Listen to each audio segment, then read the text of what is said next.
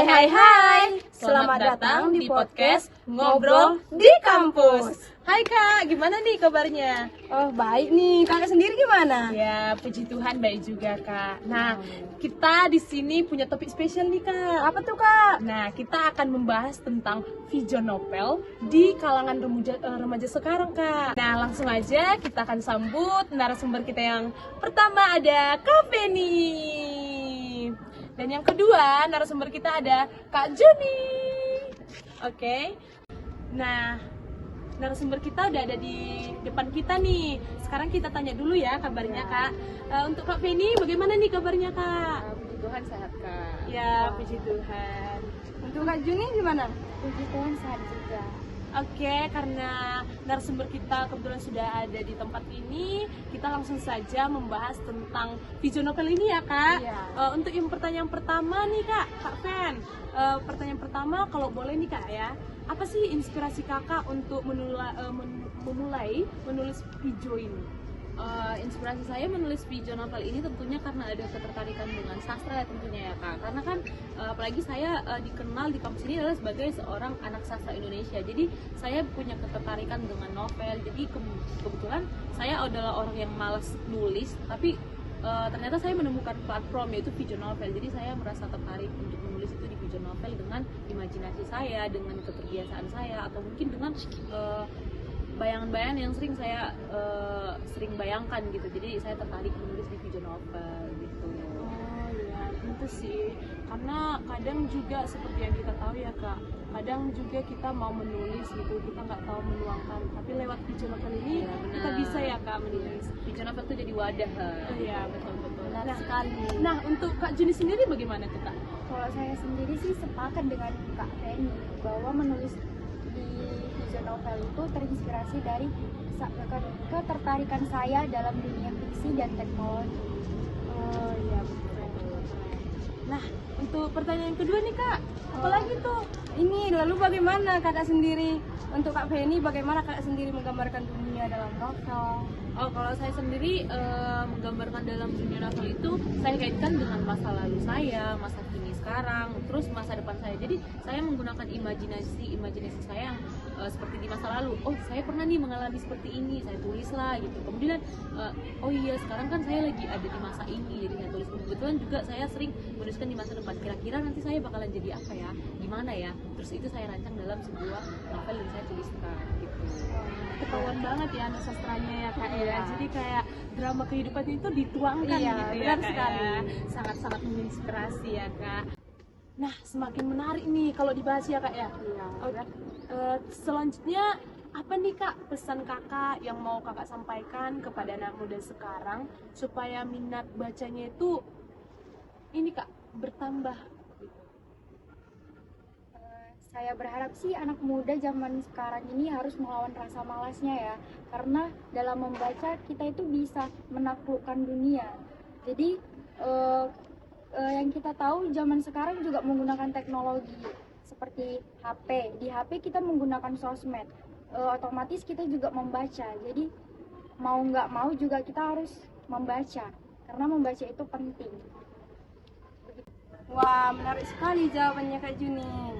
Nah, sekarang untuk Kak Feni, menurut kakak, apa mungkin sebuah aplikasi video ini dapat mendorong minat baca di kalangan anak muda sekarang?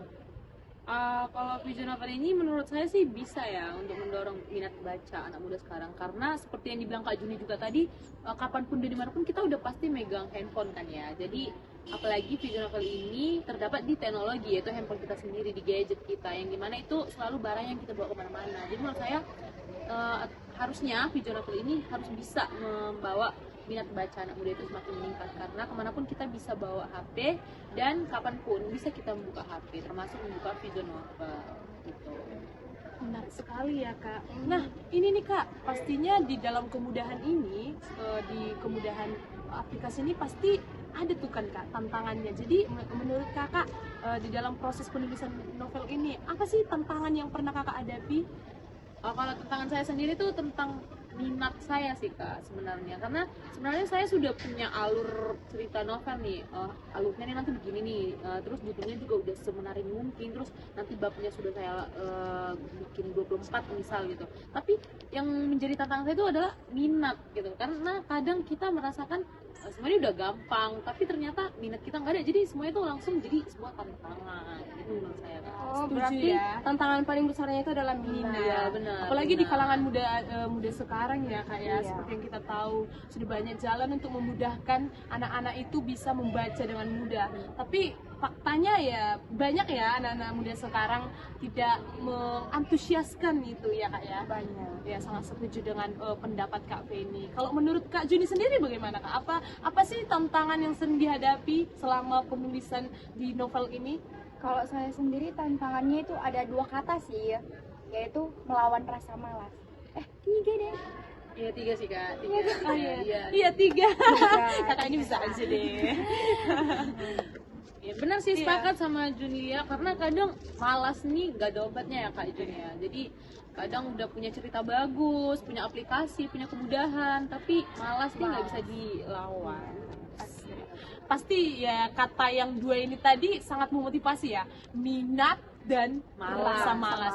Jadi untuk anak-anak di kalangan muda yang ada di luar sana, tolong dengarkan podcast ini lewat kakak-kakak yang sudah menjadi narasumber ini.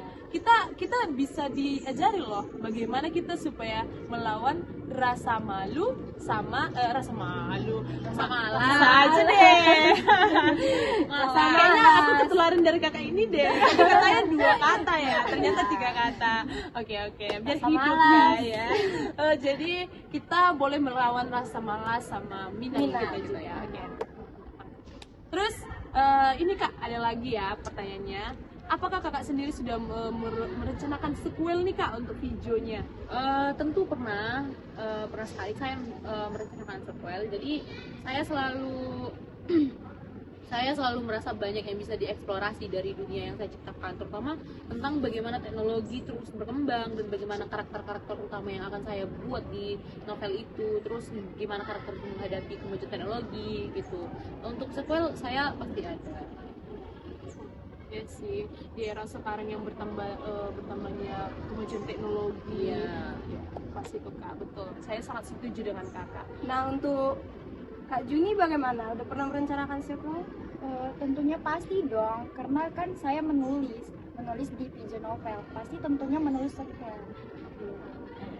Keren-keren sekali ya, Iya, narasumber kita yang 2 ini ya Kak ya. Cantik, Iya. keren. Iya. Makan apa sih Kak? Salmon. Salmon. Oke Kak, dengan banyaknya drama yang sudah kita lewati ya dari awal, mungkin akhirnya kita sampai juga ya di bagian penutup. Iya, gak kerasa juga ya. Terima kasih ya Kak buat narasumber yang hebat-hebat yang sudah, dengan banyaknya drama yang sudah kita lewati ya dari awal, mungkin akhirnya kita sampai juga ya di bagian penutup. Iya, gak kerasa juga ya.